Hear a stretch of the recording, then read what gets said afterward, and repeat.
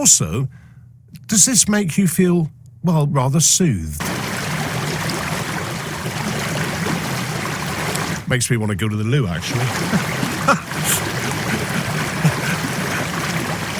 We're talking sounds this morning, sounds from the great outdoors. What puts a smile on your face with nice sounds? Is it waves crashing, a nice river like this we're hearing now? Birds singing, tractors in the field, you know your own then, don't you? Let us know later on the breakfast show. Guess who's on? Olympic double champion Helen Glover, who's helped put together the top 10 of favourite sounds. We're going to hear from a top sound recordist as well. Breakfast with Gordon Sparks. BBC Radio Devon. Well, all the big names on the show this morning. Chief Scrum half Jack Monda. We've also got, of course, our double Olympian champion rower, Helen Glover. Also from Tiverton, Merv Burd is with us, the street pastor. Morning, Mervyn. Good morning, Gordon, and how you've got us all going this morning, too. Well, that was a big build-up for you, wasn't it? Rushing waters.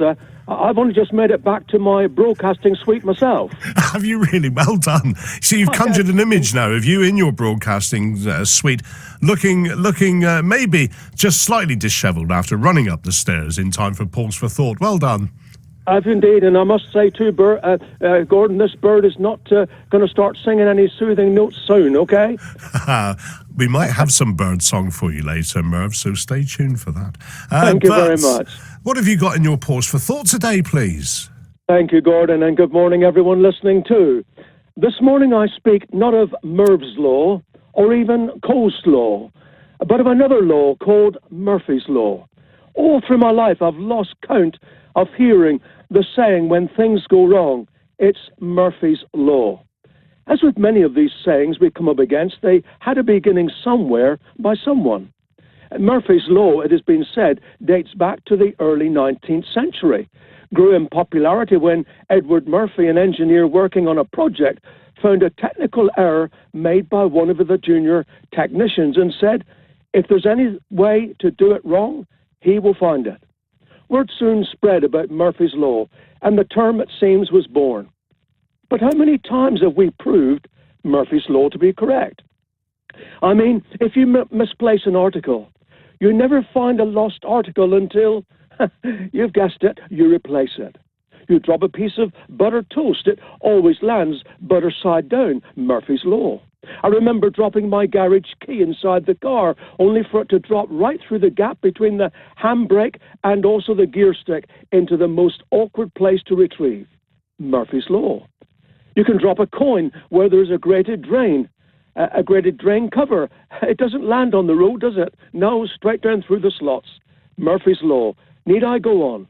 Even with Murphy's Law, when a product breaks down, it always does so just after the warranty has expired. Murphy's Law, you see, points towards it's bound to have a bad outcome. And you know, this got me thinking. Have you ever not noticed that items that are sentimental or valuable are damaged, while things you don't care about seem to last forever?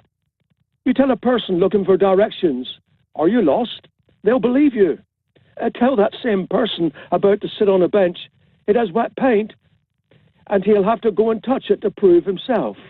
Murphy's Law. Murphy's Law happenings. So in those moments of Murphy's Law happenings, for you and I, let's not look at it with a pessimistic thought, but with one that has an optimistic attitude running through it instead. After all, things do go wrong, things do get lost, things do go amiss, but things left to themselves tend to go sometimes from bad to worse as well, let's be honest. So how can we best look better placed with those times that perhaps we would label Murphy's Law? Is it not correct that optimists usually feel that good things will happen in the future, or what they hope for will happen? Of course. Or in a better way, you know, the Bible says it this way, Philippians 4:13. I can do all things through him who gives me strength. Romans 8:28, and we know that in all things God works for the good of those who love him, who have been called according to his purpose. And again in Nahum 1:7, the Lord is good, a stronghold in the day of trouble, and he knows those who take, I repeat again, refuge in him. I trust that's got you thinking too. That's this morning's Pause for Thought. Have a good day now.